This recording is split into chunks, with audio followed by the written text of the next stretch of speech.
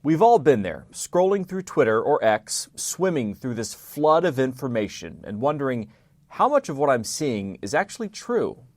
Nowadays, you never really know what to trust. New research is testing one of the key ways of fighting back at some of this misinformation. Is the fight hopeless, or can we actually restore trust to social media?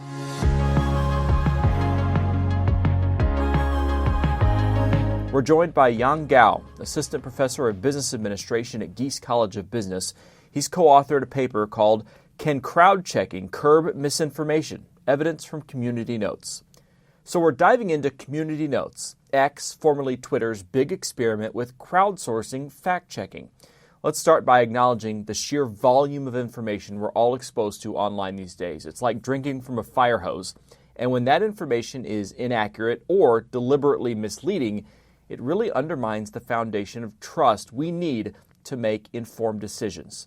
So tell us first why you decided to look into Community Notes. So first of all, as a researcher, I'm always interested in misinformation, how it spreads, how to curb the misinformation, etc.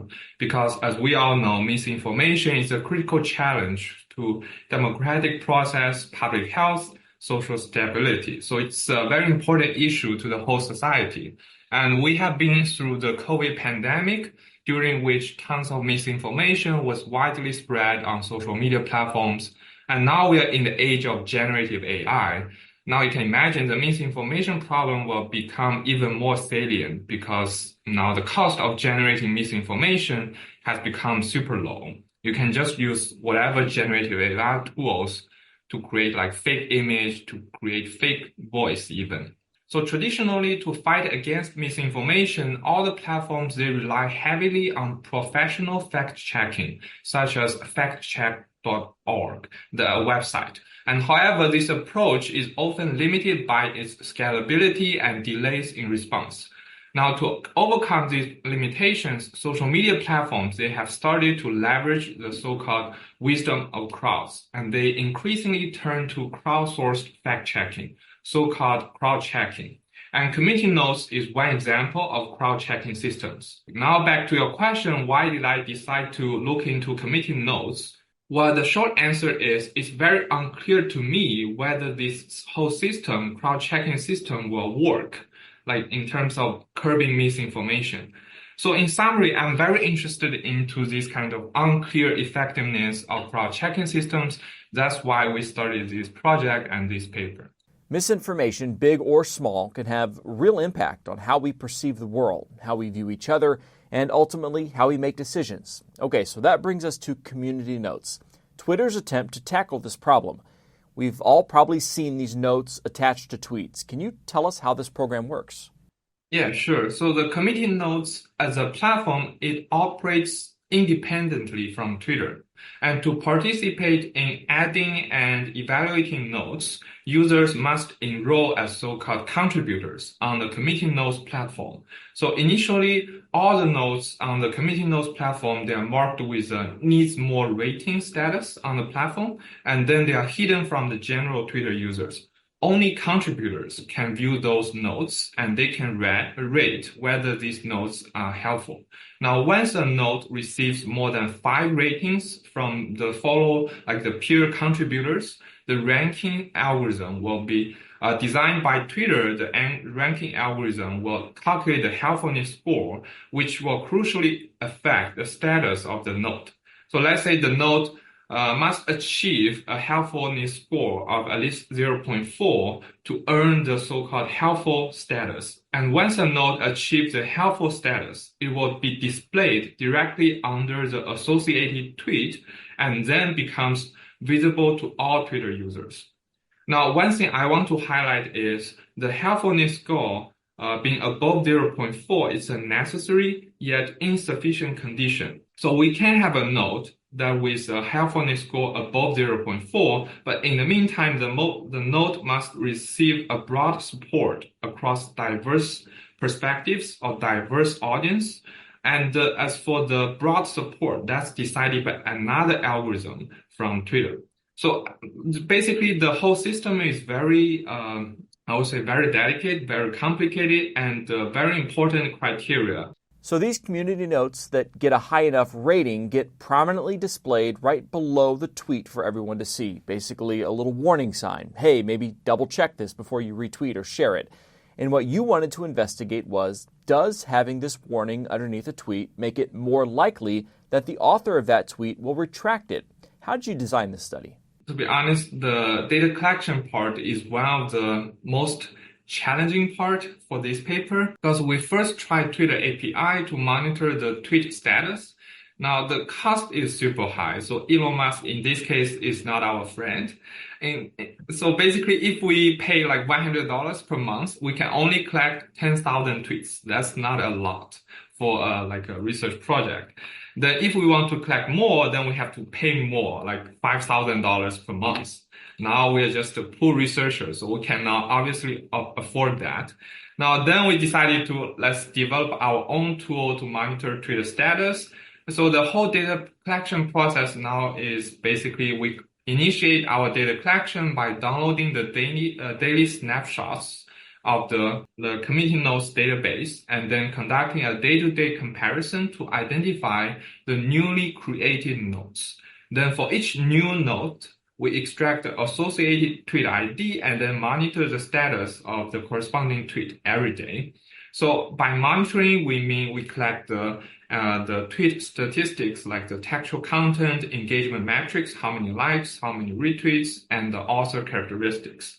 It also records the presence and the content of any nodes displayed under the tweet. And then we track the status of each tweet from the day its associated node first appears in the database until its retraction or the end of our observation period on August 2nd, 2024. So that's the whole data collection process. You looked at more than 89,000 tweets in total, and you basically lined up all the tweets that received notes based on their helpfulness score.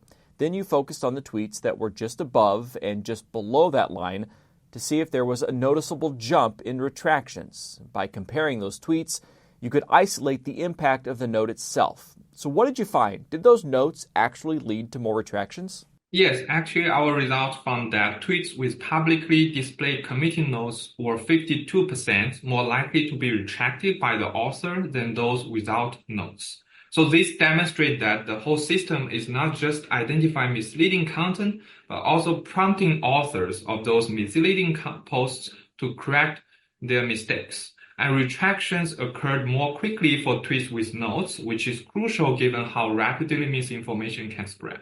People are choosing to voluntarily retract their tweets based on the feedback from community notes. So it's less about censorship and more about creating a space for people to reconsider what they've shared.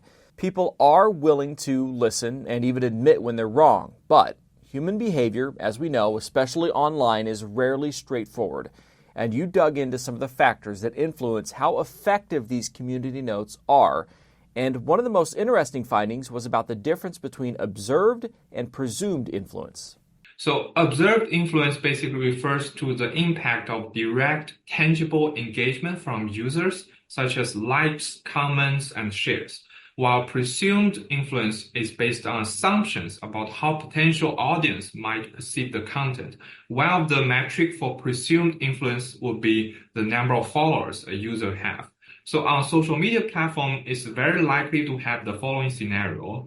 A user with, let's say, 100 followers somehow has a viral post that attracts thousands of likes, comments, and shares. And in this case, the presumed influence for this user is rather low because this user only have like 100 followers.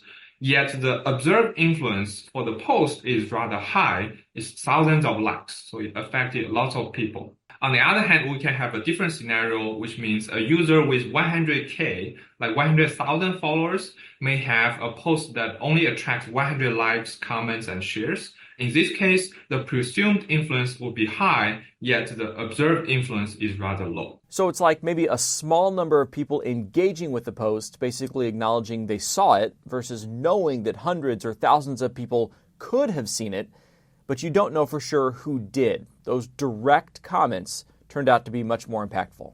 Observed influence played a major role in prompting tweet retractions. So basically for those tweets that received more likes, comments, and shares, they will be more likely to be retracted by the authors. And this actually is a very important and interesting finding. Now, currently, Twitter only notifies users who directly engaged with the post, like users who liked the post, who commented on the post, who shared the post. That's basically the observed influence. That's also why we are observing the significant role of observed influence.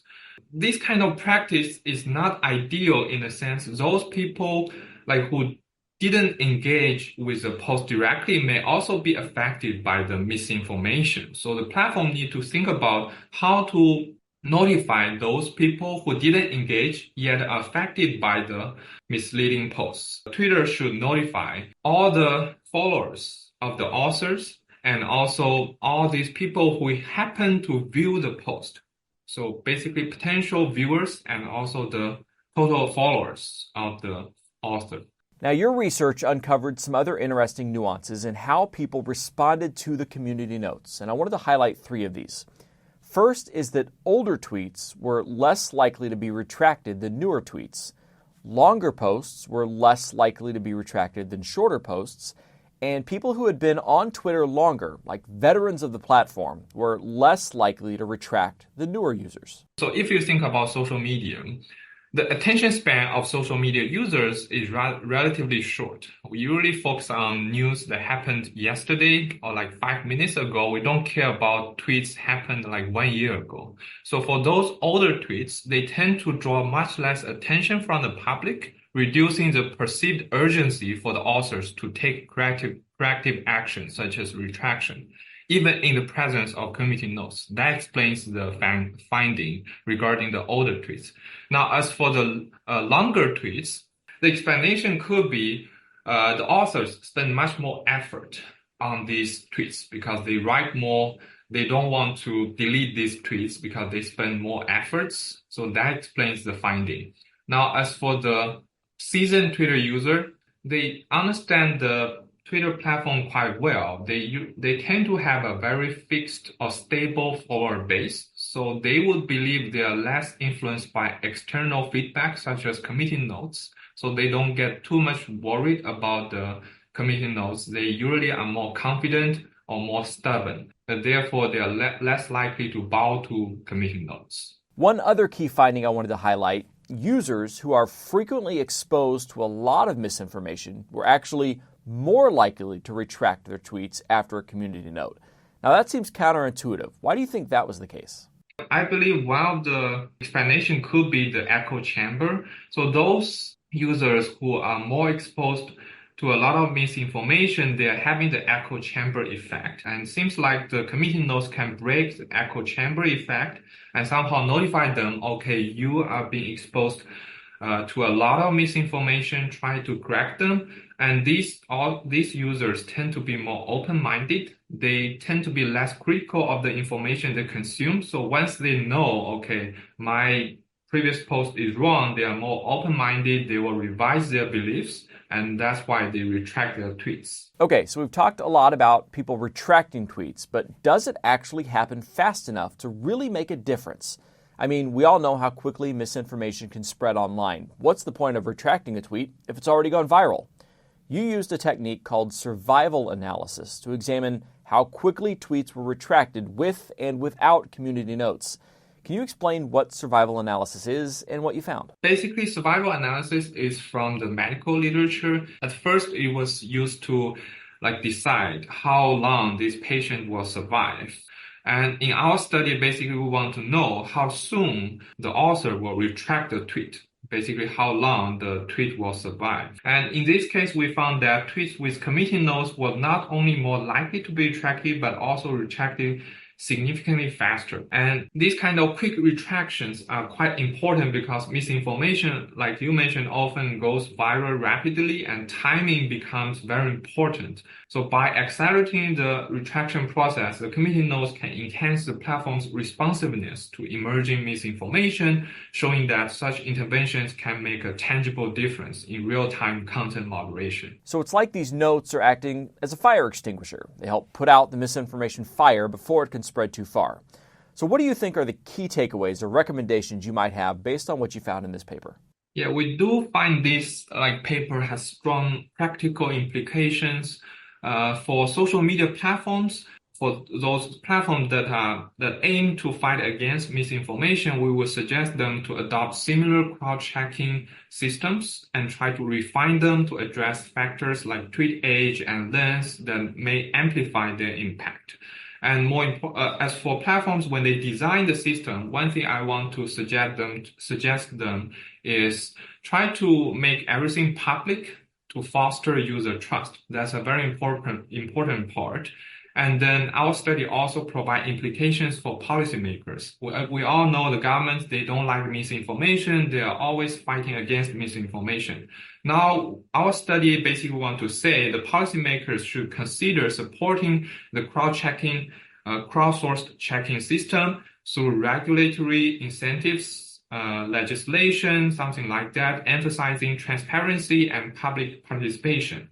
Now, finally, as individuals, we need to play our crucial role. We try to write note, we try to rate note, try to contribute to the whole crowd-checking system. Then it will help us to fight against misinformation and build a healthier community, build a healthier society. Yeah, as we learn to navigate the complexities of this digital world together and create a space online where truth and accuracy have a fighting chance, your paper shows that every action, no matter how small, contributes to that larger goal of creating a more accurate and trustworthy online environment.